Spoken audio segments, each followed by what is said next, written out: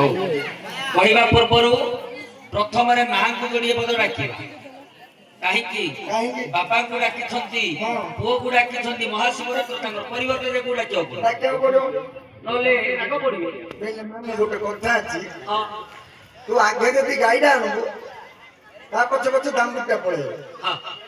ଦାମୁଟା ଧର ଧରୁ ସନ୍ତା ତା ପଛେ ସମୟ ସମୟ ନା ସବୁବେଳେ ନାଇଁ ନାଇଁ ନାଇଁ ସମୟ ସମୟ ଆସେ। ଠାକୁରାଣୀ ଠାବେ ଠାବେ ବିହର, ଠାବେ ଠାବେ ବିହର, ଠାବେ ଠାବେ ବିହର। ଆଉ ମଙ୍ଗଳେ ମଙ୍ଗଳ ଓଷା ମଙ୍ଗଳବାର, ଆଉ ମଙ୍ଗଳେ ମଙ୍ଗଳ ଓଷା ମଙ୍ଗଳବାର। ଆଜି ଠାବ ଦିଅ ବନ୍ଦାଣର କନକ ଦୁର୍ଗା, ଆଜି ଠାବ ଦିଅ ବନ୍ଦାଣ।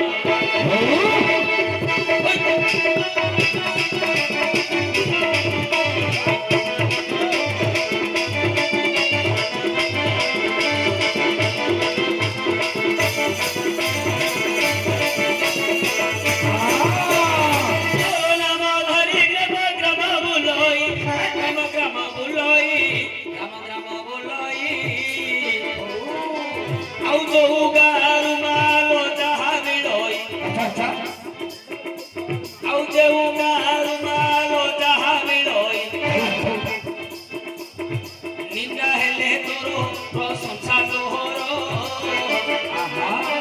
আজি নিন্দা হেলে তোর প্রশংসা তোর। নিন্দা ন শুনাই মুয়ে হিসিরি তোর,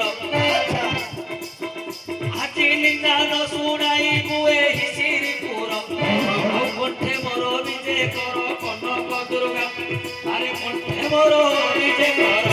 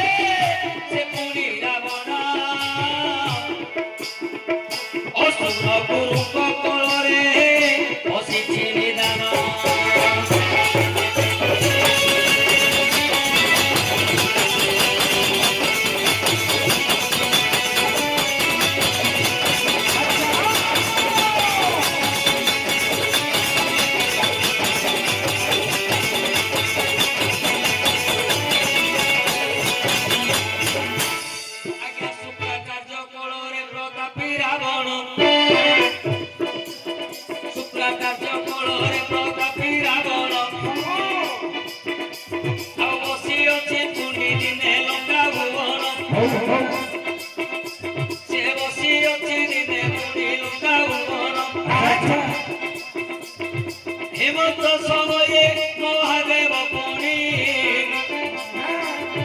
হেমন্ত সময়ে মহাদেব পুনি। রাবণ পাশকু পৌঁছিলে জানি, রাবণ পাশরে পৌঁছিলে জানি। এথর বলিয়া আসিব উত্তর, ঠিয়া হই করিবে হিসাব কর। জনক উপরে জনে বসিছি।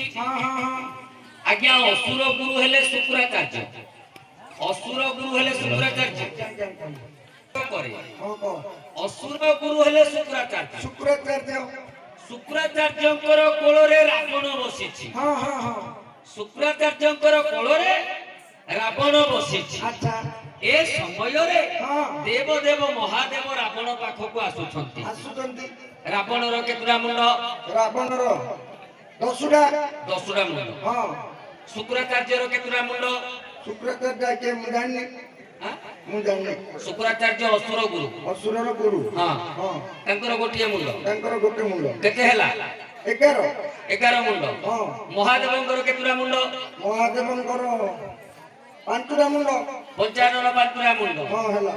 ଆଁ? ହଁ ହେଲେ କେତେ ହେଲା? 11 5 16। ତୁ କେତେଟା ମୁଣ୍ଡ କହିଥିଲୁ?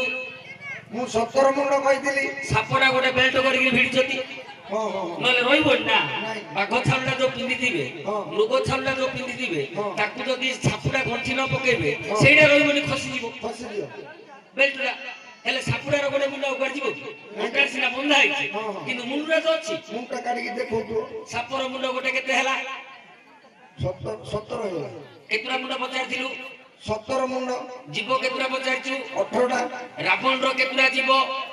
ରାବଣର 10ଟା ମୁଣ୍ଡକୁ 10ଟା ଯିବ। 10ଟା ଜୀବ। ହୁଁ। ଶୁକ୍ରାଚାର୍ଯ୍ୟର କେତେଟା ଜୀବ? ଶୁକ୍ରାଚାର୍ଯ୍ୟର ଗୋଟେ ମୁଣ୍ଡକୁ ଗୋଟେ ଯିବ। କେତେ ହେଲା? 11। ମହାଦେବଙ୍କର କେତେଟା ଜୀବ? ମହାଦେବଙ୍କର 5ଟା ମୁଣ୍ଡକୁ 5ଟା ଯିବ। ମହାଦେବଙ୍କର 5ଟା ମୁଣ୍ଡକୁ 5ଟା ଜୀବ। ହଁ ହେଲେ କେତେ ହେଲା? 11 5 16। 16। ହଁ। ସାପର କେତେଟା ଜୀବ? ସାପର ଗୋଟେ ଯିବ। ଗାଲୁ ବୋଲି ଦେବି। କି ଗାଲୁ କେମିତି? ସାପର ଆଜ୍ଞା 2ଟା ଜୀବ। ଯୋଉ ଇନି କେନା ହେଇକି ବାହାରୁଛି। ଅମୃତ ଖାଇବା ପାଇଁ ଯୋଉ କୁଶକୁ ଚାଟି ଦେଇ ପଳେଇଲେ, ହଁ, ହଁ। ଜୀବ ଯାକ ଫଡା ହେଇଯାଇଥିଲା। ଖଡା ହେଇଯାଇଛି। ସେ ଦିନରୁ ତାଙ୍କର 2ଟା ଜୀବ। 2ଟା ଯିବ ସାପ। ହଁ। ହେଲେ 16 2 18 କେତେଟା ଜୀବ ପଚାରିଥିଲୁ? 18 ଯିବ ପଚାରିଥିଲି। ମୁଣ୍ଡ କେତେଟା ପଚାରିଥିଲୁ? 17 ମୁଣ୍ଡ ପଚାରିଥିଲି। ମୁଣ୍ଡଟା ହେଲା କି?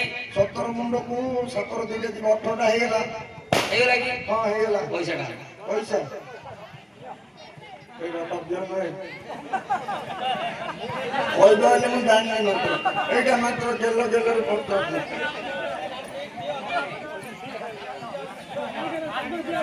ଇଏଟା ଅନ୍ୟ ନା ଆଜ୍ଞା କେତେ ଦଉଛି? ତୋ ଗାଲୁ ଗୋଟେ ସେଠିରେ ପୁଅ। ଆଜ୍ଞା ପଇସା ନହେଲେ ଜ୍ଞାନ ଆଗକୁ ଦେଖାଯିବନି ଆଜ୍ଞା।